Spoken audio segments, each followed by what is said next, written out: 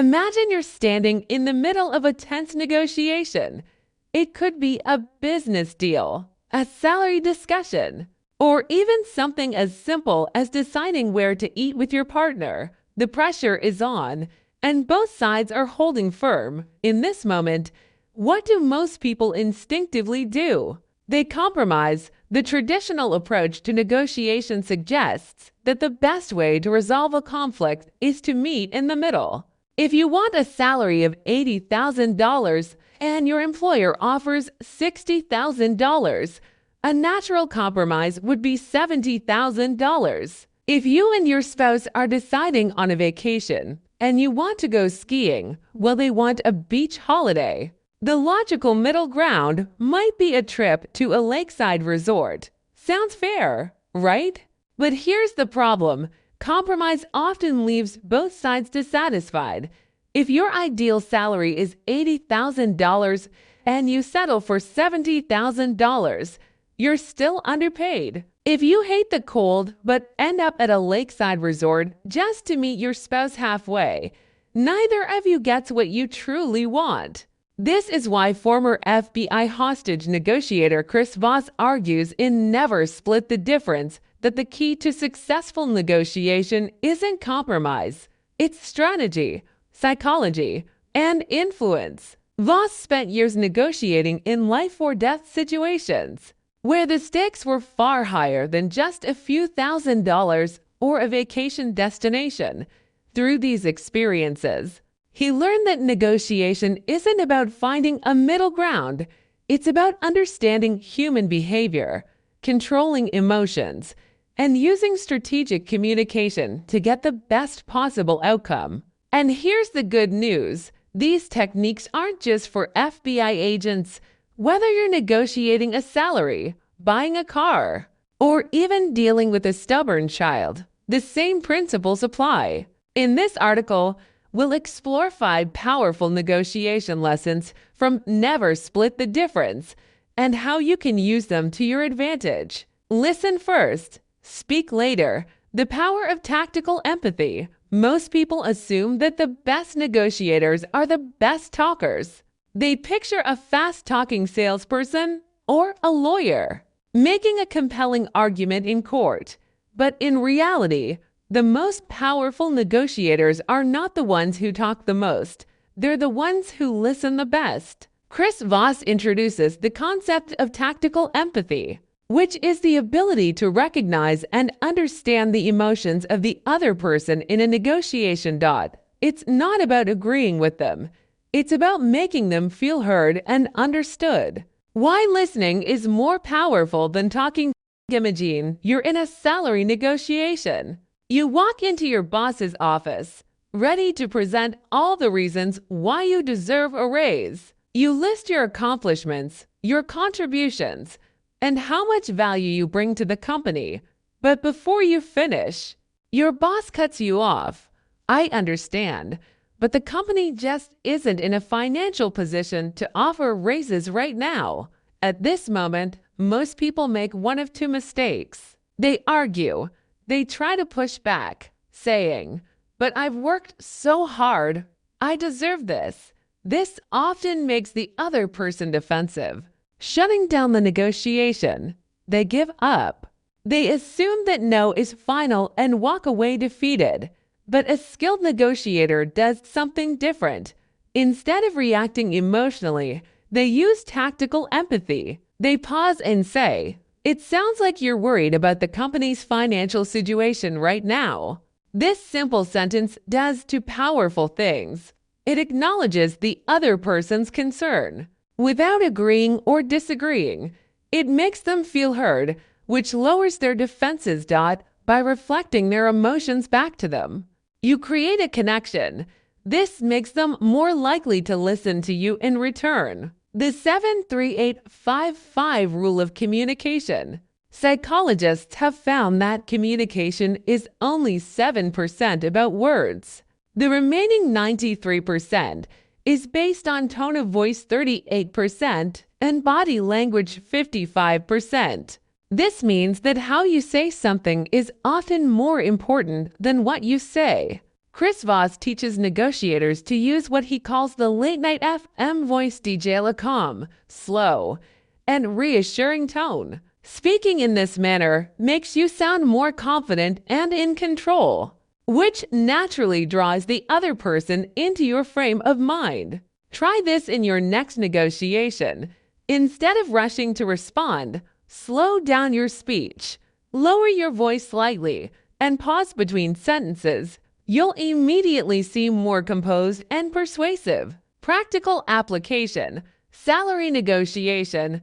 Let's go back to your salary discussion. Your boss says there's no room for raises. Instead of pushing back immediately, you respond in a calm tone. I understand. Just out of curiosity, what would need to happen for a raise to be possible? This question does three things. It reframes the conversation. Instead of ending the discussion with a no, it forces the other person to think about solutions, not it puts the responsibility on them. Now, they have to explain the conditions under which a raise could happen. It keeps the door open for further negotiation. Even if they can't offer a raise now, they might offer performance-based bonuses, additional benefits, or a timeline for a future raise. This approach works in any negotiation, not just for salaries, but for lowering rent, getting discounts, or even resolving conflicts in relationships. Lesson 2: the illusion of control, making the other side feel in charge. Have you ever noticed that when someone tells you what to do, your first instinct is to resist? This is because people hate feelings like they're being controlled. A great negotiator doesn't push their agenda forcefully. Instead, they let the other person feel like they're in control, while actually guiding them towards the desired outcome. One of the best ways to create this illusion of control is by using calibrated questions, open-ended questions that make the other person think and problem solve. Instead of saying, I need you to lower the price, ask, how can we make this more affordable for both of us? This shifts the conversation from resistance to collaboration. The other person now feels like they're part of the solution, making them more likely to agree to your terms. Real-life example: negotiating with a landlord. Let's say you're negotiating rent. The landlord refuses to lower the price. Instead of arguing, ask, what would it take to make a lower rent possible? This does two things. It forces them to consider alternative options, e.g., a longer lease, paying a few months upfront. It makes them feel like they're coming up with the solution, rather than being forced into a discount. This technique works everywhere, from job offers to business deals, and even when convincing your child to go to bed on time. Lesson 3: the power of no. Why rejection is your best friend. Most people believe that a successful negotiation is about getting the other person to say yes. We're conditioned to think that agreement means progress. However, Chris Voss argues that no is actually a more powerful word in negotiation. Why no is better than yes? When someone says yes too quickly, it's often meaningless. Many people say yes just to be polite, avoid conflict, or stall for time. But when someone says no, something interesting happens. They feel safe and in control. Saying no gives them a sense of security. They don't feel pressured into making a decision. They're not ready for . It clears the path for real discussion.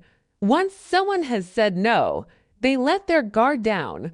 They are now more willing to have an open conversation about their true concerns. It gives you valuable information. A no often reveals hidden objections that wouldn't come up otherwise. How to use no to your advantage.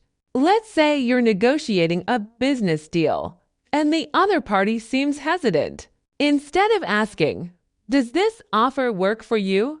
Which pressures them to say yes, try, is this a ridiculous idea? Are you completely against this proposal?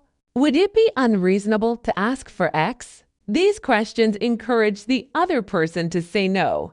which ironically makes them more open to discussing what they actually want. Chris Voss shares a powerful example from his time. As a hostage negotiator, if a suspect refused to cooperate, instead of pushing them for a yes, he'd say, "Have you given up on your family?" The suspect's natural instinct was to say, "No, I haven't." This emotional response then opened the door for deeper discussion and, ultimately, a resolution. Imagine you're asking for a salary increase. Instead of saying, "Can we discuss a higher salary?" which might make your boss defensive, try, "Would it be unfair to discuss a raise, given my recent contributions?" Are you against rewarding employees who go above and beyond? By framing the question in a way that invites no, you make the other person feel in control, while subtly leading them towards considering your request. Lesson 4. Silence is a weapon. Mastering the art of the pause. Most people feel uncomfortable with silence. In negotiations, we often rush to fill awkward pauses with explanations, justifications, or compromises. But experienced negotiators know that silence is one of the most powerful tools you can use. Why silence works in negotiation? It creates psychological pressure. When you say something and then stay silent, the other person feels an urge to respond. Even if it means revealing more than they intended, it forces the other person to process information. Instead of overwhelming them with constant talking, silence gives them space to think, which often leads to more favorable decisions. It prevents unnecessary concessions. Many people make the mistake of negotiating against themselves. For example, they say, "I'd like a $10,000 raise, but if that's too much, maybe $5,000 would work." Instead, ask for what you want, then stop talking. How to use silence effectively. Next time you make a request, state your position and then stay silent. Let the other person be the first to respond. For example, in a job interview, based on my experience and industry standards, I believe $90,000 is a fair salary for this role. Then say nothing. Just wait. Many employers will feel uncomfortable with the silence and start negotiating with themselves. Well, we might be able to get closer to that number by resisting the urge to speak first. You create leverage. Real-life example, buying a car. If you're negotiating a price at a car dealership, instead of immediately responding to the salesperson's offer, say HMM, then remain silent. Use body language, lean back, look thoughtful, and take your time. More often than not, the salesperson will start lowering the price just to fill the silence. Lesson 5. The Black Swan Factor. Finding hidden information. One of the most intriguing concepts in Never Split the Difference is the idea of black swans, critical pieces of hidden information that can completely change the course of a negotiation. A black swan is something you don't know, but that, once discovered, can give you a huge advantage. How to find hidden black swans. To uncover black swans, ask open-ended questions that encourage the other person to reveal more than they intended. For example, what's most important to you in this deal? What's the biggest challenge you're facing right now? How does this decision impact you personally? By asking the right questions, you might uncover surprising information. Maybe your employer doesn't have cash for a raise, but they're willing to offer more vacation time. Maybe the car dealership needs to meet an end-of-month quota, which gives you leverage for a better deal. Real-life example, business negotiation. Chris Voss shares a story about negotiating a multi-million-dollar deal. His team assumed that price was the client's biggest concern, but after some probing questions, they discovered that the real issue wasn't price. It was trust. The client had been burned by previous vendors and wanted a long-term relationship with a reliable partner. Once Voss realized this, He focused the negotiation on building trust, rather than just haggling over numbers. The result, a better deal for both sides. The lesson, never assume you know what the other person wants. Always dig deeper. Final thoughts, how to apply these lessons in real life. Negotiation isn't just about getting more money or winning arguments.